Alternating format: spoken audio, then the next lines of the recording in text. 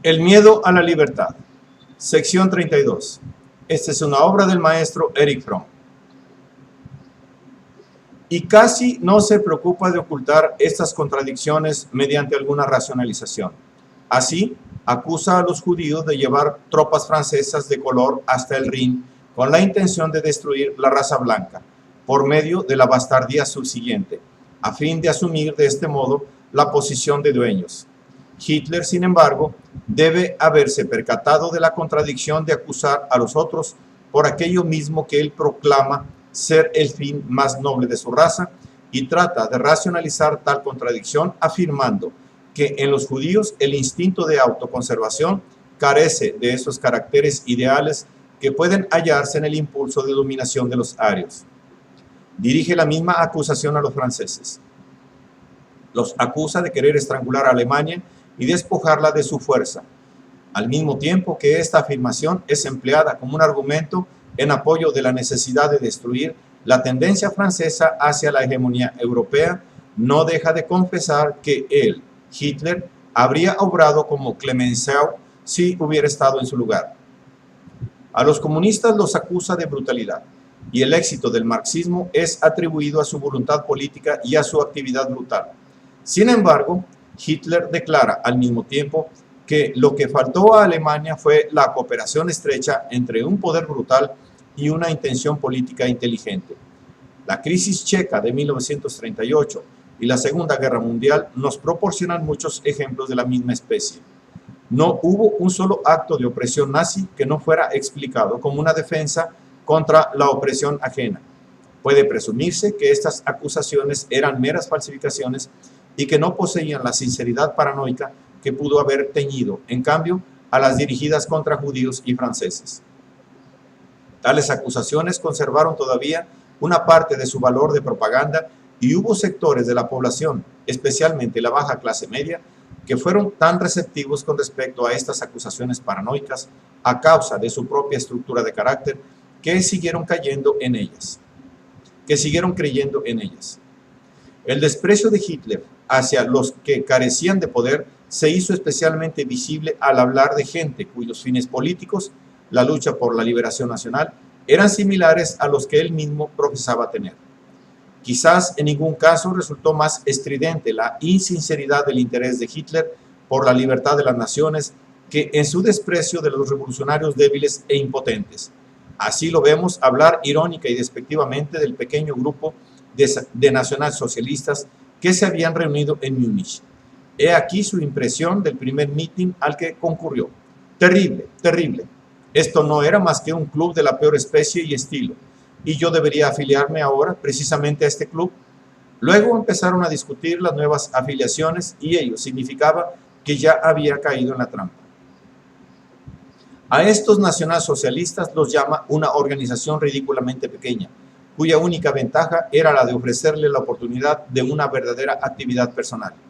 Hitler dice que jamás se habría afiliado a alguno de los grandes partidos existentes, y esta actitud es muy característica de su manera de ser. Forzosamente debía iniciar su actividad en un grupo que consideraba inferior y débil.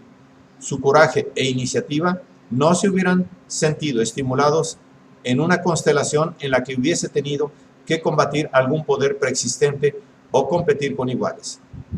Muestra análogo desprecio por los débiles en lo que escribe acerca de los revolucionarios hindúes. Ese mismo hombre que había usado más que ninguno el eslogan de la libertad nacional para sus propios propósitos, no sentía sino desprecio por aquellos revolucionarios que carecían de fuerza y no osaban atacar al poderoso imperio británico.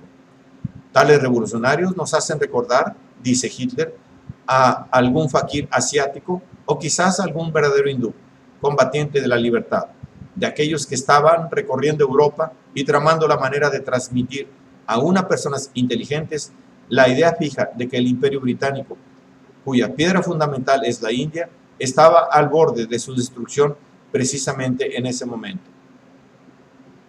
Los rebeldes hindúes, sin embargo, nunca lo lograrán. Es sencillamente algo imposible para una coalición de lisiados el atacar a un Estado poderoso. Por el solo hecho de conocer su inferioridad racial, me es imposible ligar el destino de mi nación con el de estas llamadas naciones oprimidas. El amor al poderoso y el odio al débil, tan típicos del carácter sadomasoquista, explica gran parte de la acción política de Hitler y sus adeptos. Mientras el gobierno republicano pensaba que podría apaciguar a los nazis tratándolos benignamente, no solamente no logró ese propósito, sino que originó en ellos sentimientos de odio que se debían justamente a esa falta de firmeza y poderío que mostraba. Hitler odiaba a la República de Weimar porque era débil y admiraba, en cambio, a los dirigentes industriales y militares porque disponían de poder. Nunca combatió contra algún poder fuerte y firmemente establecido, sino que lo hizo siempre contra grupos que consideraba esencialmente impotentes. La revolución de Hitler, y a este respecto también la de Mussolini, se llevaron a cabo bajo la protección de las autoridades existentes, y sus objetos favoritos fueron los que no estaban en condiciones de defenderse. Hasta nos podríamos aventurar a suponer que la actitud de Hitler hacia Gran Bretaña fue determinada, además de otros factores, por este complejo psicológico. Mientras siguió considerándola un estado poderoso, la amaba y admiraba.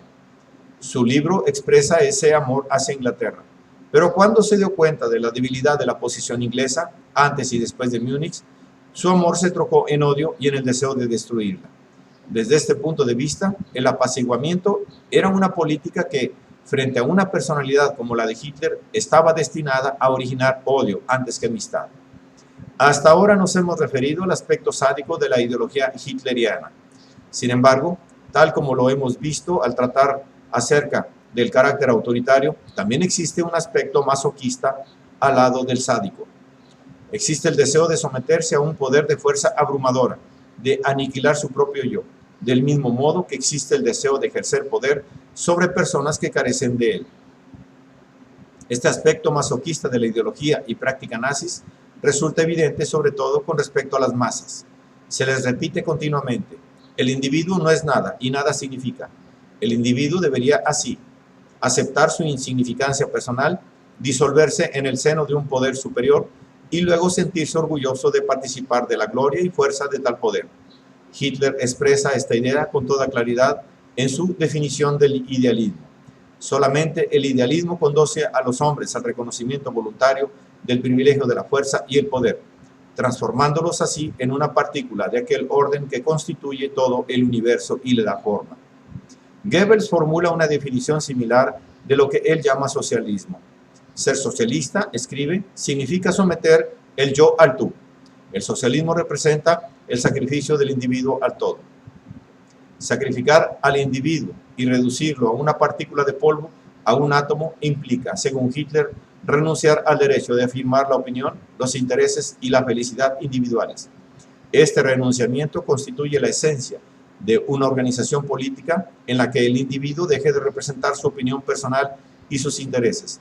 Alaba el altruismo y enseña que en la búsqueda de su propia felicidad, la gente se precipita cada vez más del cielo al infierno. El fin de la educación es enseñar al individuo a no afirmar el yo. Ya en la escuela el muchacho debe aprender no solo a quedar silencioso cuando ha sido justamente reprendido, sino que también debe soportar en silencio la injusticia. Acerca de este último objetivo de la educación, escribe: en el estado del pueblo, la visión popular de la vida ha logrado por fin realizar esa noble era en la que los hombres ponen su cuidado no ya en la mejor crianza de perros, caballos y gatos, sino en la educación de la humanidad misma. Una época en la que algunos renuncian en silencio y con plena conciencia y otros dan y se sacrifican de buen grado. Esta frase es algo sorprendente.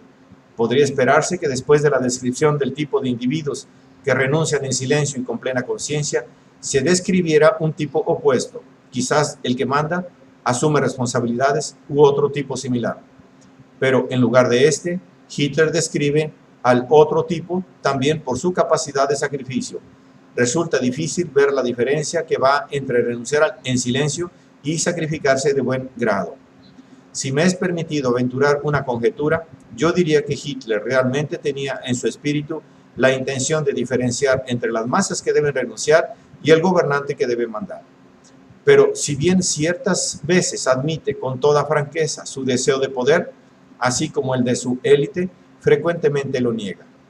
En esta frase aparentemente no quiso ser tan franco, y por lo tanto sustituyó el deseo de gobernar por el de dar y sacrificarse de buen grado.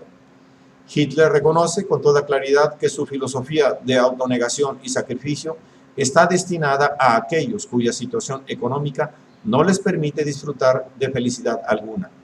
No desea realizar un orden social que haga posible la felicidad personal para todos. Por el contrario, quiere explotar la pobreza misma de las masas para inculcarles su evangelio de autoaniquilación. Con toda franqueza declara: nos dirigimos al gran ejército de aquellos que son tan pobres que sus vidas personales no tienen el menor significado. Toda esta predicación del autosacrificio posee un propósito obvio. Las masas deben resignarse y someterse, si es que el deseo de poder por parte del líder y de la élite ha de realizarse efectivamente. Pero idéntico anhelo masoquista puede hallarse en el mismo Hitler. Para él, el poder superior al que se somete es Dios, el destino, la necesidad, la historia, la naturaleza. En realidad, todos estos términos poseen el mismo significado para Hitler.